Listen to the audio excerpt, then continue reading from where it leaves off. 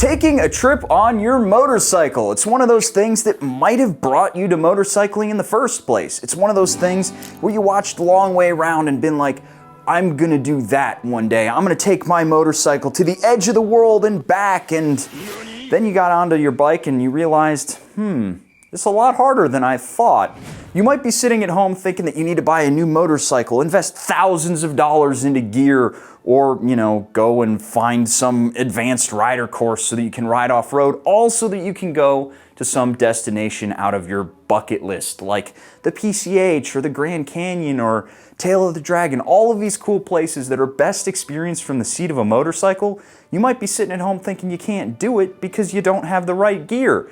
Well, if you're on two wheels, you've got the right bike for the job. And we are going to talk today about how to get you and your bike ready for a long distance ride without spending a ton of money. You don't want to drain your bank account just on fancy saddlebags and a narrow stitch jacket so you can blend in with those BMW boys going to the coffee shop, right?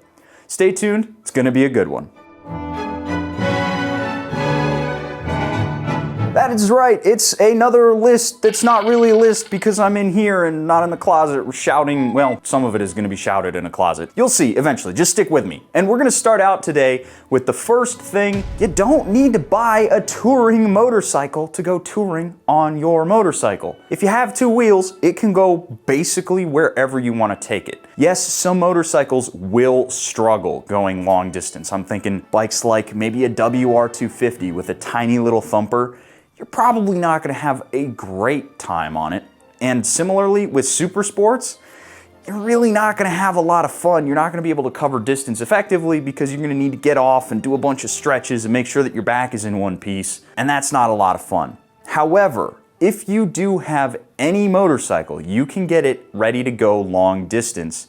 And you don't need to run out and buy a whole nother bike. And even if you want to, you don't need to spend thousands upon thousands of dollars for the King Goldwing. You just need to get a motorcycle that's a little bit more comfortable and something that you have enough power to pass on the highway. Now, if you already have a bike like this Tuono right here, it's worth remembering that Aprilia actually has made the Tuono more sport touring oriented, which is wild because it's making 175 horsepower. But they have made this a more touring biased motorcycle. Obviously we have the factory here, but you can get yourself all the non-factory bits and bobs, put it on your factory and be ready to go. We are going to talk mods a little bit later on, but I really want to impress upon you guys the fact that you do not need a special motorcycle to go touring. I've done long days on my SMCR, I've done long days on my DRZ and been just fine. That is 300-ish miles or something like that in a day, which I know some of the gatekeepers out there are going to be saying that that's not real long distance riding. Well, to some people it is. Some people, they just ride around their local town and 300 miles is a big day for them. So if you're thinking about going out and riding, I would say just take the bike you got and see what it's like. This might sound obvious, but you need to know where you're going and how long it's gonna take. But you don't wanna just take the most direct route to your destination because while it might sound corny, it's the journey and not the destination. If all you're doing is slamming it down Route 66, that's gonna suck after hour number 2. But if you add a few diversions, maybe some back roads, down some local twisties, then you're gonna have a lot more fun. Because touring dads have nothing better to do with their days, they spend a lot of time logging their routes and documenting roads that you can take to avoid highways and see cool sights. Spending a little time on the internet looking at cities or towns that you're going to be passing through will give you at least a few places to check out and avoid to keep you from getting stuck in traffic. Another thing to consider is your fuel range. This isn't too big of a concern if you're staying on blacktop, but for you ADV boys who like to venture off into the woods, guess what?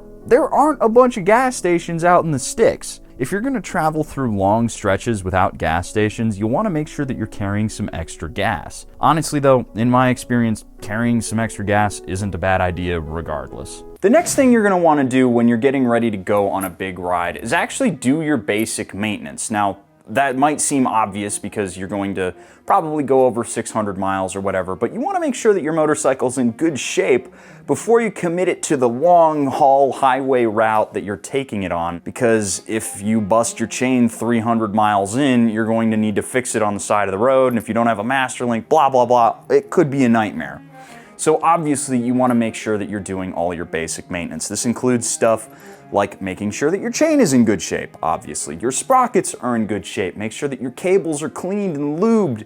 Make sure that you have enough oil in your motorcycle. That's one thing that I see a lot of people be like, oh, it's a modern motorcycle, it's not gonna burn oil. You never know. You might have yourself a little bit low on oil and then running at high RPM on the highway, you end up burning through more oil than you think. So make sure that you've done all of that basic maintenance before you even get out on the road. And that is also going to include tires too. Before I forget, make sure that your tires have plenty of life on them. Make sure that that nice center band has tread on it.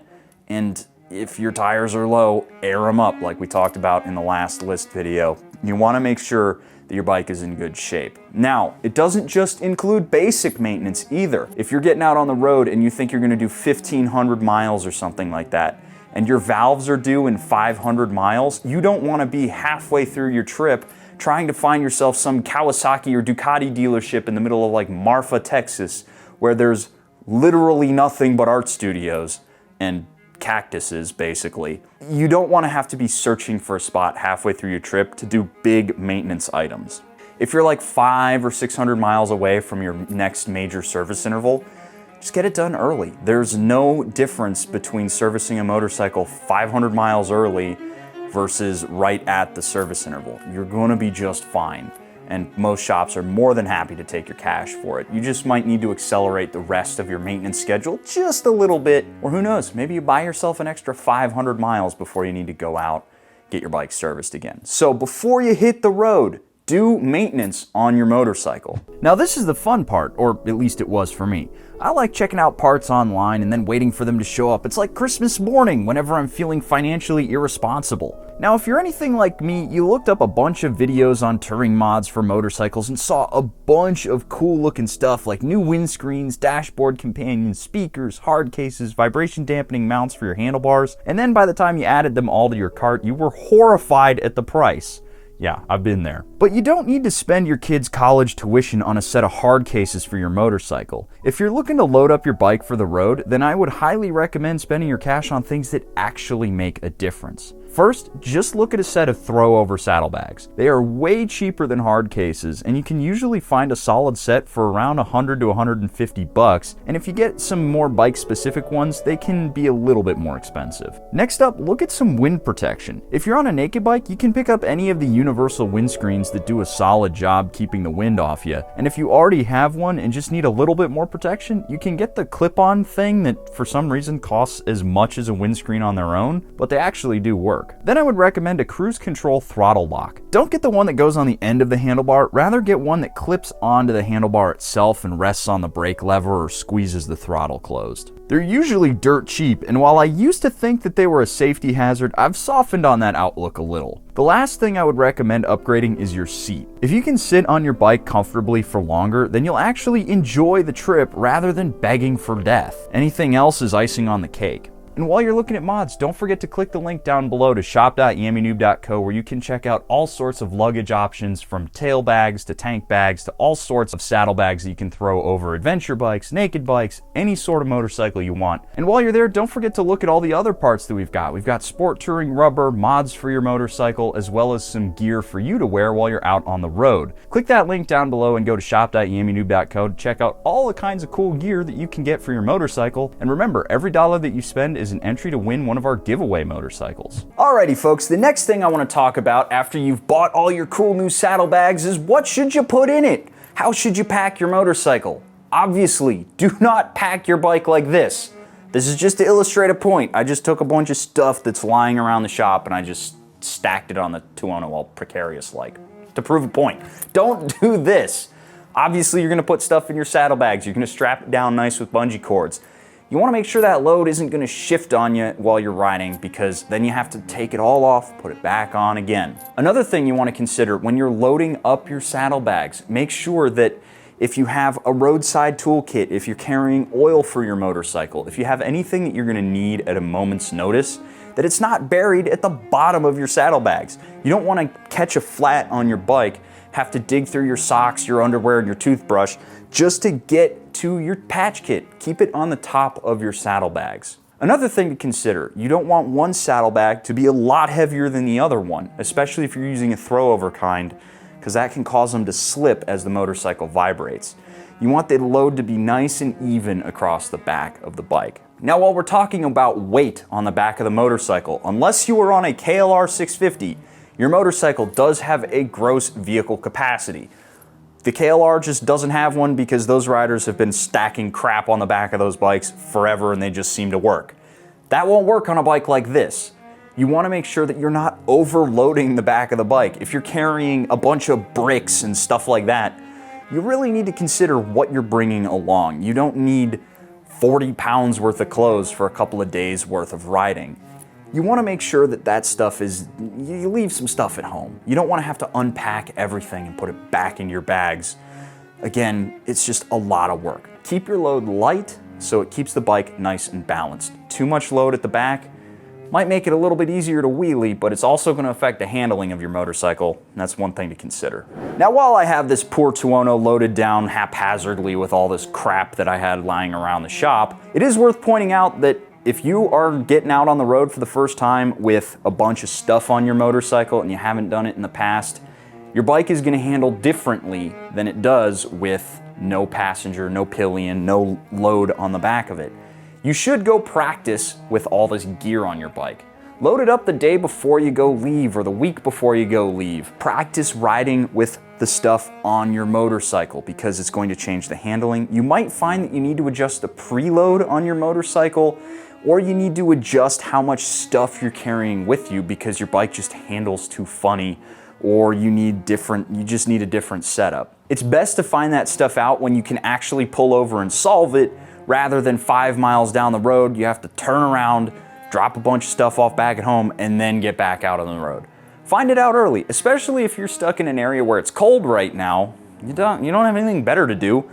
Just go try it before you have to actually go test this setup out on the road. Alrighty, ladies and gents, the last thing on my list today is stop and take breaks while you're out on the road. The last thing you want to do is turn your fun adventure into some grueling slog because you need to get where you're going, you have a schedule to keep to, or you just want to shave time on the road and you're just going to ride through the night or something like that. You need to know when to just step back from the bike, call it quits, and go get a sandwich. I mean, you really do want to just take a couple of breaks, not just pull over for gas and walk around the gas station for a little bit. You want to be off the bike for a good little bit of time so that you can actually recover. Get your head out of your helmet so you can get the ringing in your ears out, so that you can, get that pressure off the side of your head where your sunglasses were or whatever. You want to make sure that you can actually enjoy riding the bike as opposed to turning it into some endurance test. A lot of times you might be riding with somebody who's like a veteran of long distance riding and they're sitting there being like, come on, just another 100 miles, man. But no, if you need to stop and take a break, just stop and take a break. Plus, maybe you might see something cool while you're out there. You might pull into some national park and take a hike or something like that. That's kind of the point of going on one of these long distance rides, is seeing some stuff along the way. So don't be afraid to stop and smell the roses, as it were. Now, with all that being said, those are my 7 tips for long distance riding. I'm planning on getting myself a lot more long distance riding coming up this season. We'll see what bike I end up doing it on, because as some of you might know, my bike situation is fluid right now. But I want you guys to go out and ride. Just go somewhere, even if it's only 300 miles. You might ride to some local destination in your state. Just go do it. Have fun on your motorcycle. It's one of the reasons why we have them in the first place. And remember, if you want to win one of these motorcycles, maybe this one right here, click the link down in the description below. Go to shop.yammynoob.co. Get yourself some of our touring gear that's going to help you get this bike ready to roll so you can go see what's over the horizon. But until the next one, I'll catch you guys later.